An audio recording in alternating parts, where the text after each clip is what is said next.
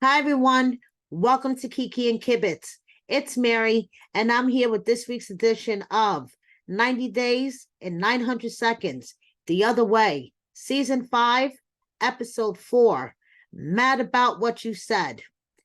And I will be really mad about what Kimberly said, but I will get into that later. If I was going to give this episode a grade, I would give it a solid B. And let's set 900 seconds on the timer and jump right in. So we start off with Brandan and Mary. And Brandan is getting the 900 questions from Lolo. And Lolo wants to know what happened when Brandan and Mary saw each other at the airport. So Brandan came up with a good answer. He said, I got to the airport. I saw Mary. I said hi to brother. We got in the car and we came here. And the brother translated. That, Brandan is very happy to be there. He loves Mary very much. And Lolo was happy with the answer. Mary was relieved because she doesn't want to lie to her grandparents. But if they were to find out, that she was kissing and hugging and rubbing up on Brandan at the airport, they would be ashamed. But she didn't have to lie. It wasn't mentioned. It's all good. So she starts showing Brandan around the house that he gave her the money to build. Okay, it's a nice house. It's a really nice house. One thing, there's a lot of bugs. Huge bugs, guys. I understand. This is the Philippines, and this is why I live in America. I would not be able to deal with rats, spiders, geckos. There was a gecko on the fucking ceiling. I would beat the fuck out of there. All due respect. I do not do well with bugs, rats, insects, reptiles. No. But Brandan gets the award, not only the Wackadoodle Award, no. He gets the award for adapting to his environment very quickly. Because like he said, he has lived in worse. He has lived in a shed in his grandpa's backyard. He has lived in a camper. He has lived in his car with no running water. So this to him is paradise. Okay, this to him is paradise. And I give Brandan 2 thumbs up for his attitude. Okay, because any other cast member, and that I know, that they, especially Kimberly, oh shit, she would have flipped the fuck out. But we'll get into Kimberly later. Okay, so Grandma made a bunch of food for him to try. He tried what is it again? Bihan, which is basically veggies with noodles, and fried chicken, Filipino. And Brandan loved it. Grandma made it, and it is the bomb. It is the best fried chicken in all of the Philippines. Okay, so now Brandan's tired. He wants to go lay down, and he has to ask Lolo for permission to share a bedroom, to share a bed with Mary. So he asked the grandparents for permission, and Grandma says, yes, you guys could share a room, but no hanky-panky under my roof. So Brandan's like, okay, that's fair. So him and Mary are going to get ready to spend their first night together. And Mary's a virgin. He's not, but that's okay. They've been having really steamy phone sex for the past 2.5 years. Okay, so he cannot wait for the steamy phone sex, to be in person. But Mary's like, not ready. Okay, so sorry, Brandan. We're just going to turn off the lights and we're going to go to sleep facing in the opposite direction. Okay, you're going to face the wall. Mary's going to face the other way. You guys are not going to cuddle because she just doesn't feel comfortable and it's only your first night there. Okay. And even though Brandan was disappointed, he did it. And that I know, that you know, as soon as the cameras went away, Mary jumped Brandan's bones, and they were fondling and kissing and hugging and more of that airport stuff. So, whatever. Okay, moving on. Danielle is back, and holy weave. That is all I have to say. And Johan is back too. Okay, so Johan is number 4 on the list of things that she loves after beach and the yoga, and I forgot what was the third thing, but Johan is 4th on the list of things that she loves. Now, they were having it rough because Talon, the presence of Talon, Danielle's ex, and if you haven't checked out his OnlyFans, you really should. I'm going to drop the link in the description box. Talon's presence and their relationship, just as a friend, made Johan feel humiliated. And his physical presence at the tell-all made Johan feel double humiliated.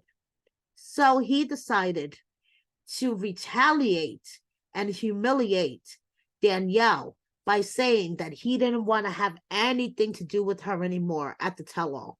Are you following this? Okay. So now, after the tell-all, they decided they were going to go to therapy. And after the 4th session, Johan started really opening up. And Danielle realized that, hey, maybe she's part of the fucking problem, okay?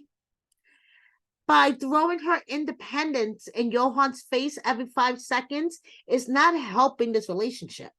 By letting Johan know that she's older, wiser, and richer every time they get into an argument is not helping the relationship. Okay? So they decide to get a dog. His name is Gizmo. And it's it's their baby because they want to, practice. But when they have a real baby.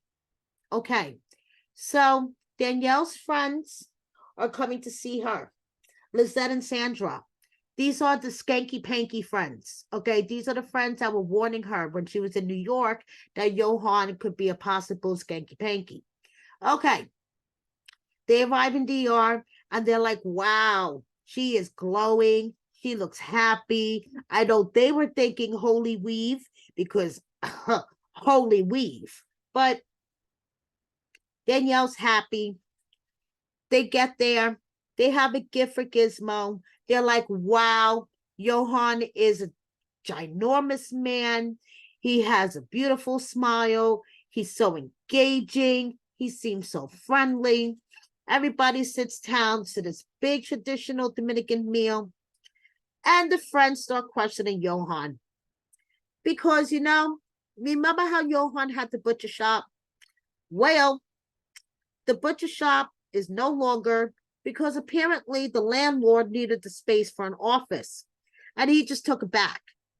And like Danielle says, that's what happens when you get into an agreement with someone for a storefront without having a written contract. And he no longer works for the resort. So he's kind of unemployed.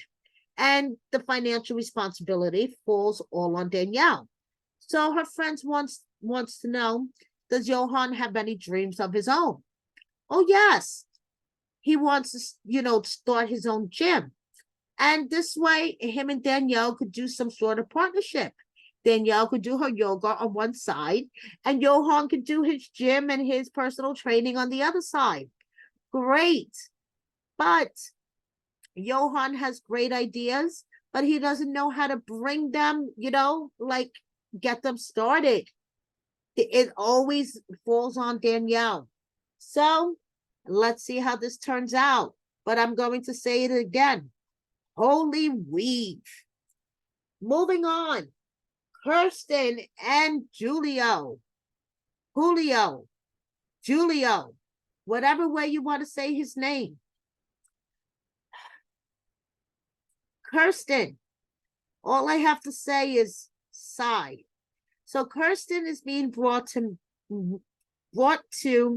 a loud Dominican barbecue to meet the rest of Julio's family.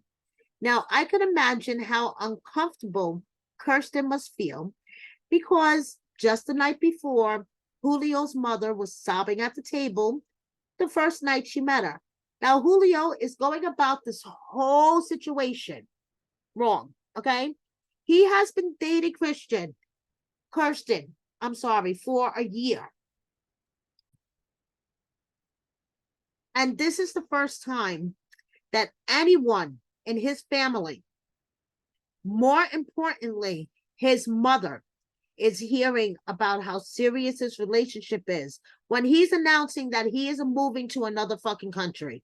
So, of course, you are going to get the worst possible reactions. Number one. Secondly, are you susceptible to the power of suggestion much, Julio? Like, what in the actual fuck? So, first at the barbecue, after his mother says, no, the woman should follow the man, okay? And Kirsten's like, hold the fuck up. I mean, she didn't say hold the fuck up, but she's like, hold up. I thought we were in agreement of all this, okay? Julio, however you want to pronounce your name, I thought that we agreed you are moving to the Netherlands with me. Okay, this is why I gave you a cute Dutch. I Dutchified your name, okay? And I'm calling you Julio because we agreed that you were moving to my country, okay? What is this shit? I don't want to live here in America. So his cousin suggests, well, you lived there for 2 months, because he's like, oh, did you guys know that I lived with her for 2 months? Oh, yeah, I'm just going to casually mention this. I lived there for 2 months. I lived with her for 2 months. Yeah, I didn't tell any of you guys until now, but yeah, I lived with her for 2 months. His cousin suggests, well, since you live with her in her country for 2 months, why doesn't she live with you in your country for a little bit? And she's like, no, I don't want to live here. So the next day, they are going. No, actually, I'm sorry. It's when they were leaving to the barbecue. Let's rewind a little bit. Of course, she doesn't want to live in America, because as they were leaving to the barbecue, Julio points out a bullet hole in his house. Okay? There was a random shooting and a bullet hit his house. And 15 minutes before that, his mother was in the kitchen. Kirsten cannot fathom living in a country where, number one, guns are legal, and two, where you could be shot standing in your kitchen. Okay? So now when Julio's cousin suggests that she just lives with Julio for 2 months in his country, no big deal, she's like, hell's no. Next day, we're going to a Halloween party. Julio, what the hell was that costume? But okay. So now they're going to meet Vicente, Julio's BFF, and he has known the whole story from the get-go. He knew about Kirsten from when she was just a faceless text message. And Julio had no idea who the hell he was talking to. It could have been a Nigerian man that he was meeting. He had no idea, but he was taking a chance, okay? Vicente was there from the beginning. So they're talking about how it was when they lived together. And they had little arguments, because Julio has OCD when it comes to cleaning, and Kirsten misses spots. Sounds like normal couple arguments to me, because every couple, we all know, we argue. We're not perfect. We get on each other's nerves. One person is cleaner than the other. The guy leaves hairs in the bathroom sink when he shaves, annoying the shit out of his wife, leaving the toilet seat up, whatever the case may be. But hey, all couples have their arguments. Well, Julio, being susceptible to suggestion once again, his friend Vicente is like, these arguments, They may be, the root of something bigger. Hey, Julio, I wouldn't be so opposed to this idea of you moving to another country with your girl if you had your own apartment, say like 10 minutes away from her. So, like, if you guys got into your arguments or whatever, you have your own space and your own privacy. And Julio's like, yeah, I think that's a good idea. Kirsten is like, what the fuck? What in the blind side is this? And she says that I totally agree with her. If you fight so much that you want to live separate, then why be in a relationship then? Yes, yes, I agree with the dumb Dutch blonde who thought the Statue of Liberty was a man. Yes, I agree with her. She's not as dumb as she looks. She is being gaslit up the ass, and she recognizes it, and she confronts him on it, and she tells him, listen, we had an agreement. You told me that you are going to come and live with me in my country, okay? And now that we're here and I'm meeting your family and friends, it looks like you're backing out, and I don't like it. So let's see what happens with these two. I don't like it either. Yeah, she's pissed. She has every right to be. Now, someone who doesn't have a right to be pissed, in my opinion, Kimberly and TJ, okay? Her spirit guides need to be fired. And that is saying the least, okay? So poor TJ is so upset about this argument over the apartment, okay? He is downstairs venting to his family. He is so upset that Kimberly called him a dick. Like, to him, that is like the ultimate insult, and he is just so upset. He's like, I took out this loan to get all this expensive material. I put all this time and effort into it, and she doesn't even acknowledge it. She just calls me names. She abuses me. And of course, his family's going to agree with him. He starts to cry. I feel so bad for him. His brother is right. His brother is totally right. She is abusing him, and her mind is bullshit. Okay. Yes, I agree with TJ's brother. I said what I said. Okay. TJ's mom, this is not America where you're making millions. TJ's dad, she's acting like a sheik from Dubai. Dead. Okay.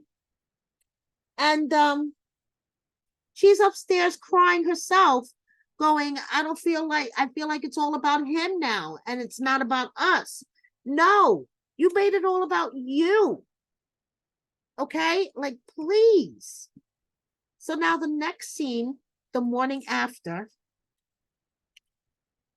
she is saging the apartment wearing a Pokemon onesie. Yes, I'm going to repeat. She is saging the apartment wearing a Pokemon onesie because she needs to get rid of the negative energy. No, bitch, you're the negative energy in the apartment, okay? So anyway, TJ comes upstairs because TJ invited her to come downstairs and sleep with him, his brother, and their mom. But she declined because she doesn't want to talk to them. I don't blame her. Talk to him and sleep in the bed, but I don't blame her. But he comes upstairs and he tries to have a conversation with her, okay? And first, they start arguing about her calling him a dick, okay? She's insisting that dick is not a curse word, and dick is not an insult, okay? Dick is testicles. Kimberly. Paging Kimberly. Kimberly. Dick, D-I-C-K, does not equal testicles, honey. It equals penis. That's my public service announcement of the day, okay? So anyway, they're arguing. about the meaning of the word dick. So TJ expresses to her, I do not want you to call me dick. Then, and this is the best way I can find to describe it, she has a total hysterical meltdown over the fact that TJ is not acknowledging that he hurt her feelings, and hurt her because the toilet does not flush and there is no toilet paper there for her to wipe her ass. Yes, she had a hysterical meltdown, screaming about toilet paper. And TJ left. So that's where we left off with them. Okay? And you know something? Honestly, it sounds like a PMS driven meltdown. Like it doesn't make any sense. And you don't realize, don't even know why you're hysterical. It sounds like one of my menopause meltdowns, to be honest with you. But she's too young to be going through menopause. So it must be PMS or something, because that whole argument and her like screaming and crying over the toilet and toilet paper, and TJ, just say you understand. I didn't understand, so I don't know how she expected TJ to Okay, moving on to Kenny and Armando, because this is getting pretty long-winded, I know. Kenny and Armando, I don't like how the storyline is going at all. So they're picking up Armando's mom because they're going to break the news to her that Armando is probably going to move to Mexico City and be even further away from her. So Hannah's so excited to see Grandma. They pick her up at the airport, and Grandma's like clutching her purse and looking all around to make sure that she's not going to get robbed. She gets in the car. They go to a nice restaurant, and Armando breaks the news. And she breaks down. She's like, are you kidding me? First, you left San Felipe, and now you're going to move even further away from me? Like, are you doing this intentionally to hurt me? And she's crying. And Armando's like, first of all, no, I'm not doing this to intentionally hurt you. But second of all, do you blame me for moving the first time? I didn't feel supported when I came out, when I had the issue with Hannah's mom. Nobody ever hugged me. Nobody gave me emotional support, and when the time came, when the opportunity came with Kenny, I felt like it was time for me to move and just get a fresh start. And it's like, do you blame me? And his mother was crying, and it was a very emotional conversation in front of Hannah. But sometimes we have emotional conversations in front of our children. And, Kenny's right. Armando's mother does play the guilt card a lot of the time, and I really wish she wouldn't. And this was a really tough conversation. But hey, tough conversations are needed to be had. So, and Kenny just wanted to express to Armando's mom that it is not about her, and please do not take it personally. And that's where we are. So for our final segment, we have Wayne and Holly going shopping because Wayne thinks his fiance dresses like a prostitute. And he tells her to her face on numerous occasions, and she breaks down crying in the store. I mean, that's basically the segment. He hates everything she tries on. He rejects everything. He's like, no, no, no, no. Her mom is like, Wayne, I want her to try that on. No, no, no. The first dress she tried on was shorter than the dress that she came into the store wearing. She insists that she would never be a jeans and t-shirt type of girl. She likes a bohemian style, which apparently includes really short skirts and boots up to your knees, okay? According to Wayne, that kind of style in South Africa, people are going to think she's a prostitute. and her safety is going to be at risk. Okay, I guess I would like listen to Wayne because he's grown up there. That's his home country. But I guess he could have delivered it a little better. But I'm a New Yorker. I don't sugarcoat things myself either. I think I would have looked at her and said, "Hey, Holly, stop dressing like a hooker if you don't want to get killed." But Wayne said that, the way you dress is like a prostitute. And Holly was on the verge of tears in the store. And she went into the dressing room and she called her mom in. And that was that. So maybe Wayne needs to learn to work on his delivery a bit.